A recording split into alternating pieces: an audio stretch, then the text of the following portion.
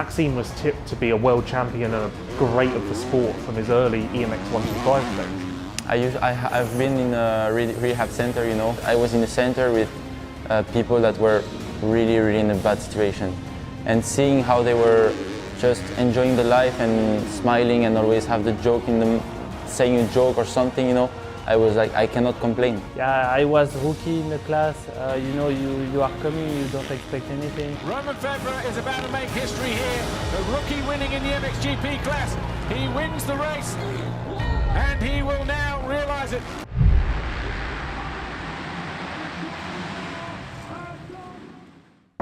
I look at you then. Yeah.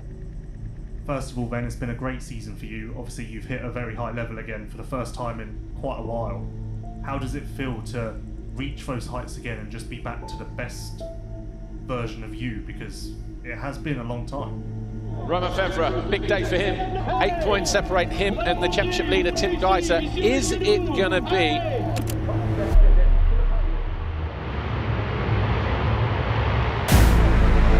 As Cairoli grabs a foxhole shot, it looked like it was Cairoli around the outside. It's him who leads anyway. Hurling second, Febvre third, Seaworth fourth. Jonas in 5th position. Goes around the outside, haven't seen that, but not able to make the move stick at the bottom of the hill. Right, is there a pass being lined up here from Febvre? He gets down the inside, and he has made the move. The fans on their feet, they are absolutely going bananas. Febvre, your new leader. We saw it coming. We saw the move work the first time around with Jeremy Seaworth. And Hurling's tried to run it up the inside. He's running out of time. Febvre is going to hold on. And Romain Febvre out of the final 2 corners here. The number 3 takes victory in race 1. An epic win for Romain Febvre. I tried to close the gap, but many times I was not that close to make it happen. So I didn't show the line, and then when I was close to him, I did. And yeah, make a lead, but with the lap rider, it came really tough at the end. But yeah. Overall, I'm happy, 1 more to go, and we will celebrate with the French friends. Good luck for the second race. Yeah, I make some mistake this year, some mistake when I was leading, and let's say I didn't have any rider who put pressure on me on that moment, and then I crash or... And he leads the way by 2.7 seconds now over Jorge Prado. Hurling's... Romain Febvre throws away the lead. For the second week in succession in the second race, Romain Febvre, Monster Energy Kawasaki, out of the lead and handing the advantage to Jorge Prado. And I make the mistake, so that it's really difficult to understand. It's always possible to make a mistake, but those ones are really difficult. Sometimes I crashed some race that I wanted to do too quick, like the first few laps too quick, and I wasn't maybe on a good position, so I wanted to pass the rider really too fast, and then I make a mistake. So that I can understand, and we can analyze that. But like when I was leading few times I was leading a race and then I crashed by my own. So that's the worst scenario to accept and also to analyze, because you don't know. Sometimes I cannot explain why exactly I did. Febvre has the biggest gap that he's had for a few laps over Jeffrey Hurlings. For all of these guys, it's now or never. Febvre can't do any more than he's doing. How close? Geiser almost alongside.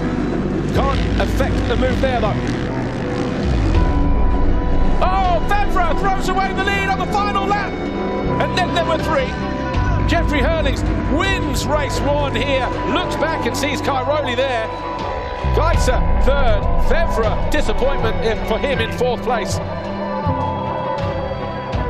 Maybe I'm not so fey, but I'm pretty surprised, honestly. I mean, I always consider this 2015 title as a unique opportunity for him to get the title, because at that moment so many riders were injured. Romain Febvre is about to make history here.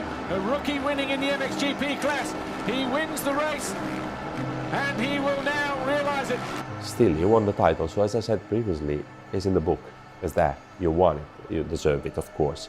But this year, something has changed. And if you see where he is now in the championship, being the rider who have made most of the mistakes on track, it's amazing, because it means that, yeah, he's there and he can fight. I'm still not betting on him for the final victory, but eventually, if he will score the final victory, he will deserve it, to me, a little bit more than in 2015, because he was there all time with all the top riders fighting with him. And I was pretty surprised also about his only success this year. Winning Lommel is not easy. Round 6 is about to draw to a concluding end. Who will it be, though, that wins the Grand Prix here? Jeffrey Hurling's nearest our camera, the gate about the drop, it does. Not a good jump for the 84. Prado and Febvre, and again Monticelli around the outside. Jacobi going with him this time. Kawasaki lead the way once again, and then Monticelli throws it away. 47 Febvre, Jonas 40, Geiser 34. We've got Wade Jellos here, and Febvre has thrown it away. Febvre has thrown away a 5-second advantage over Paul Jonas. Romain Febvre, who was the fastest man around the track a lap ago with a 2:09. Obviously a 2:13, so it cost him 4 or 5 seconds that time around. Oh, we've got to change for second. Febvre has barged his way past Jorge Prado, who's looking back to retaliate. Side by side, but Febvre is just going to steal it. He's alongside and takes the lead away from Paul Jonas. Romain Febvre finally wins at Lommel, the toughest place on earth. He can't believe it. Yeah, I'm stoked right now. I feel all the work pay off, finally. Still make a mistake, but that second moto, I was on it. So proud of my team, Monster Energy Kawasaki Racing team. And we're gonna celebrate tonight.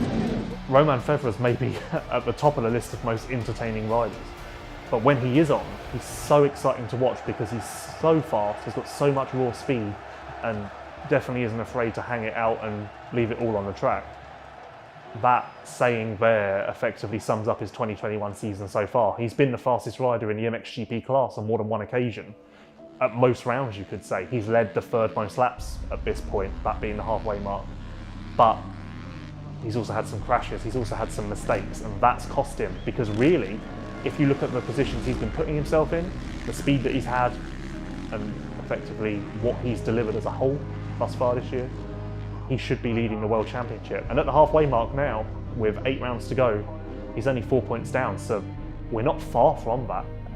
We play already some good cards this season, but I still make some mistakes, and which I will try my best to end up the season really good without making mistakes. And I feel clearly that this season can be mine, so I will do everything I can to finalize that.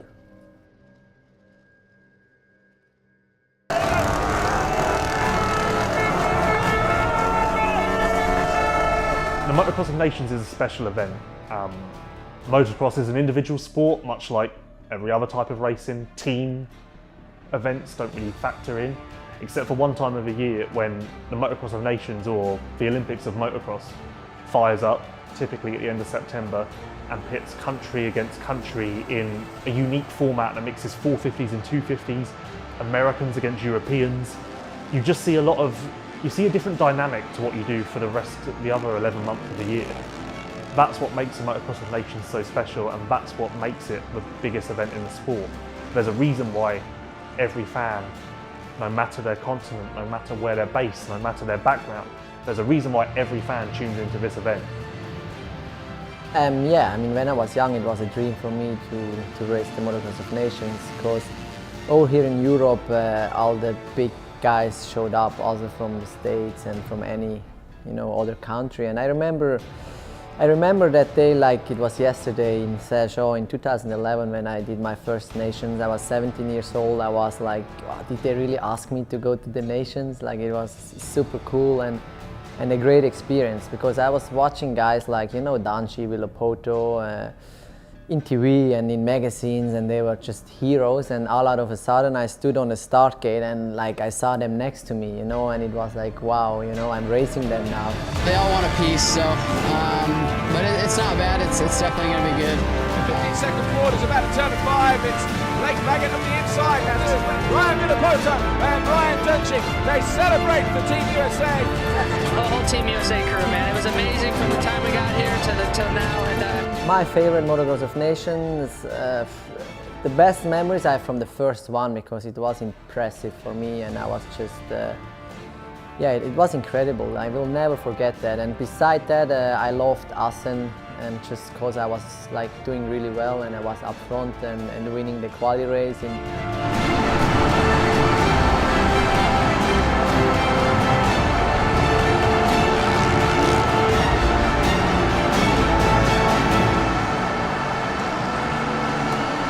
We managed to get the win home, you know, which is amazing, especially like I said on this track. And now pressure is all for Team Switzerland to qualify, I think, I hope so. And now we look for tomorrow, and I'm stoked with that.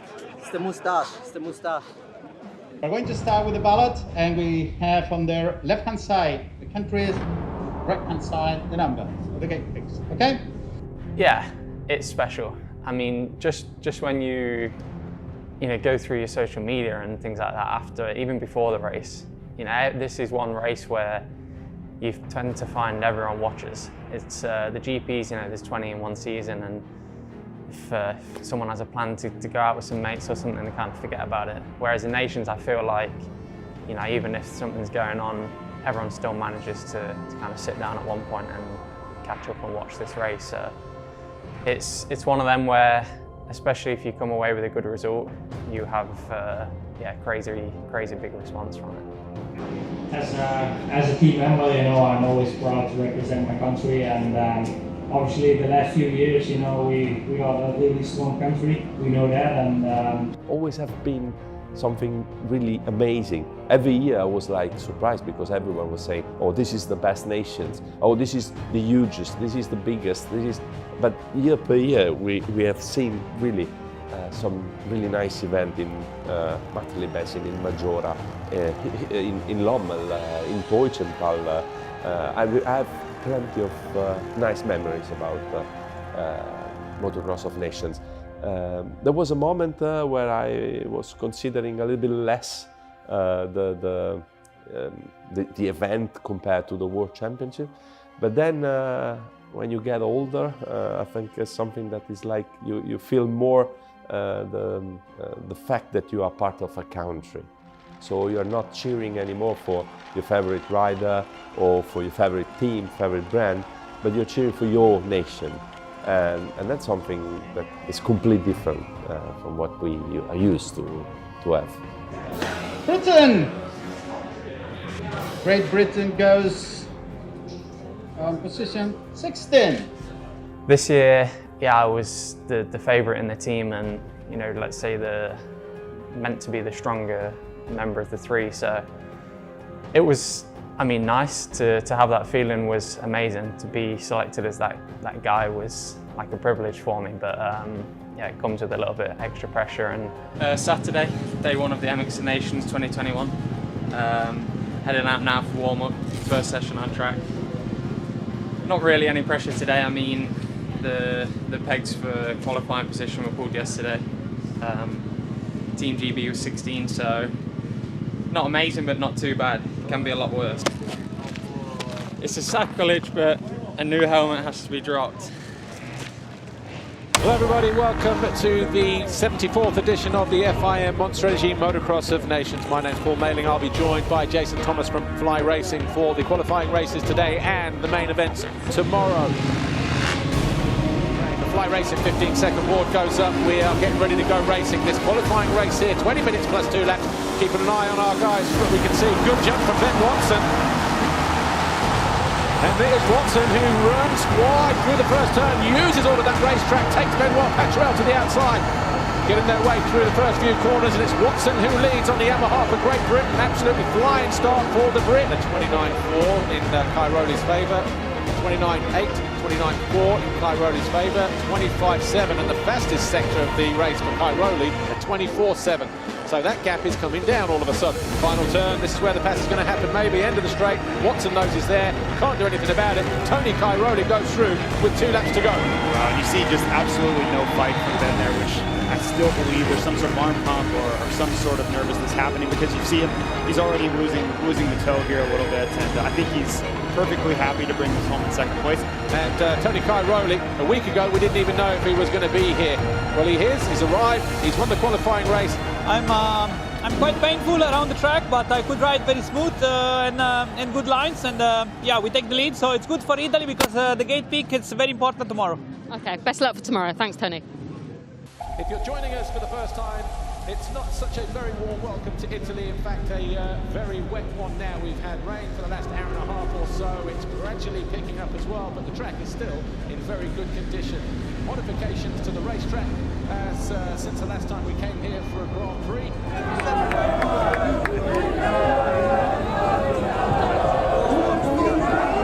So yeah, Sunday, I mean, we came together as a team, and the strategy with the start was not really simple, but you know, you just listen to Mark in that way and kind of go with it as a team and make sure everyone's happy. And Sean, you know, with his injury with the thumb, he decided that he would just go on the outside both motors and give the opportunity to me and Conrad to kind of achieve the best we could and have that opportunity to get a good start and, you know, have that clear track, let's say. So of course, a little nerves, but most of the time it's yeah, it's excitement, and yeah, I'm just looking forward.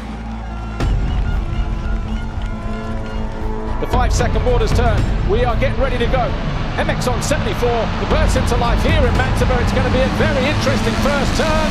And Cairoli around the outside, and he and Koldenhoff both go down.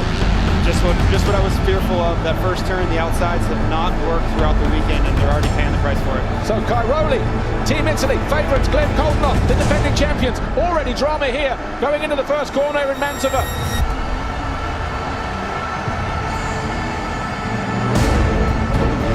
Just looking down the leaderboard, Glenn Koldenhoff, who fell at turn 1 as we look at the top 3 riders. Koldenhoff is now 20th. 10 laps complete.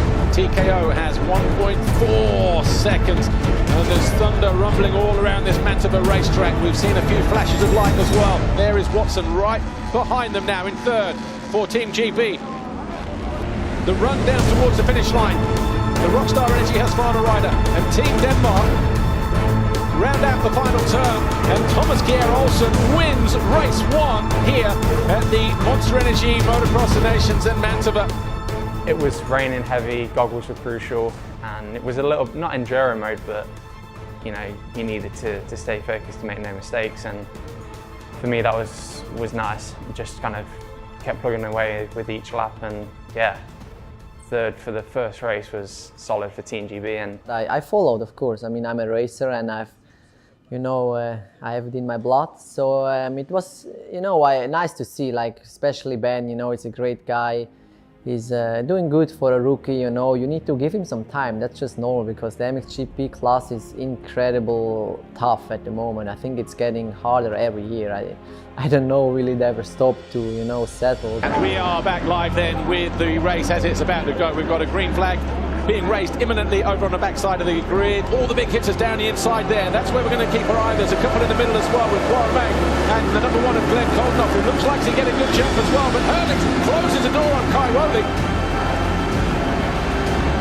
Koldenhoff with a good jump coming out of the first turn. Cole Olsen, I think, is down. He is. Good start for Ben Watson as well for Team Great Britain. Here he is, third on his Monster Energy Yamaha, the number 7. Yeah, everything was going good, and then I had one big mistake and took quite a big crash. So. And Ben Watson! Off the side of the bike, just grabbed his foot pegs. I was about to say they're tied on points, the Netherlands and Great Britain, but with that crash, Ben Watson losing points and positions here. Anything can happen. I mean, we was running second and then third as a team, and then back down to 10th. So Ben Watson then lucky to pick himself up from that one. I think he may have fallen to 4, so Koldenhoff would have gone through and taken a crucial point for the Netherlands. And Jeffrey Hurlings is going to go 1-1 at the Motocross of Nations. And Italy are going to be crowned world champions once again for the 3rd time, and for the first time since 2002. About it, and I was hearing the speaker that something was going on with Alessandro, and I was like, okay, it's the last chance I have to make it up, and we make it up, so I'm really happy. The Team GB, I came over the line and the manager was there and he said, yeah, I mean, sure, third, could be second because there's some ongoing penalties with Italy. And Right, Team GB on the podium, 3rd overall. Sean Simpson, damaged thumb, heavily strapped up. They finished with 39 points. Sean Simpson, Ben Watson, Conrad Muse. Ben did amazing. I was so happy for him. I was watching the podium, and he was just like smiling all over the place already because he was 3rd on the podium, and then they came with the gold plate. And he was like, he didn't realize, he was like, yeah, me? Is it me? And then like, yeah, and he was just the happiest guy ever. And it was nice to see because Ben, he's a good kid. He's my teammate, so we spend some time together, and I like to see him, succeeding. I know there were some guys missing and people were saying, it's not the usual nations, but honestly, in 10 years when I'm not racing anymore and I look back and I'll go to the 2021 nations and I'll see the names on the list and I'm the MXGP overall winner. I mean, it's there in black and white, and no one will take that away from me. So, as a thing, when I look back in the past, it's going to be, a great memory. Italy are world champions for the 3rd time.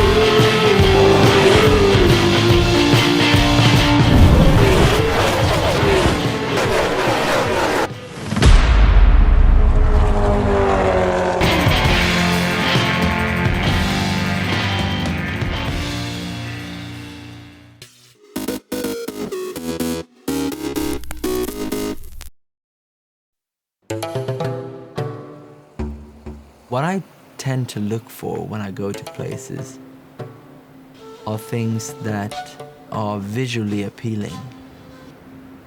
When you walk down the sand dunes here in St. Lucia, just thinking of the old shipwrecks or the explorers, the first thing they saw was these long beaches and impenetrable forest.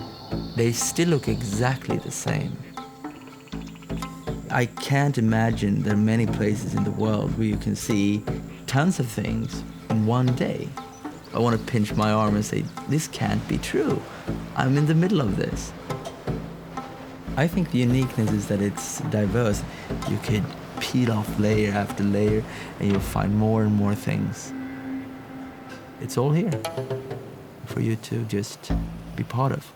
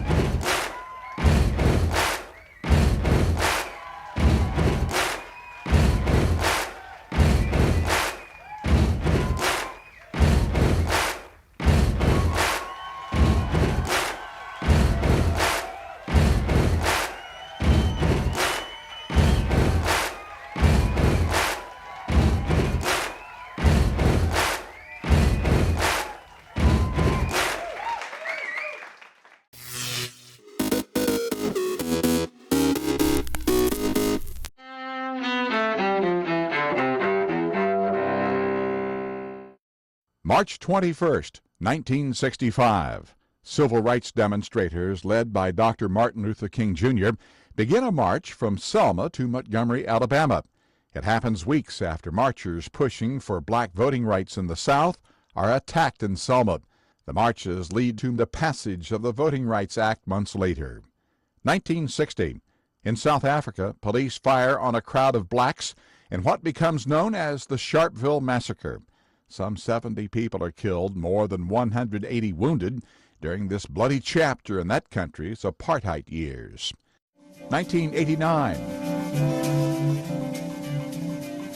Randall Dale Adams is released from a Texas prison following a dozen years behind bars for a crime he did not commit.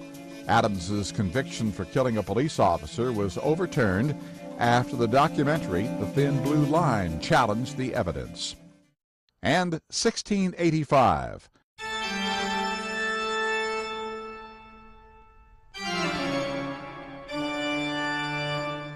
Composer and organist Johann Sebastian Bach is born in Germany. Today in history, March 21st, Ross Simpson, The Associated Press.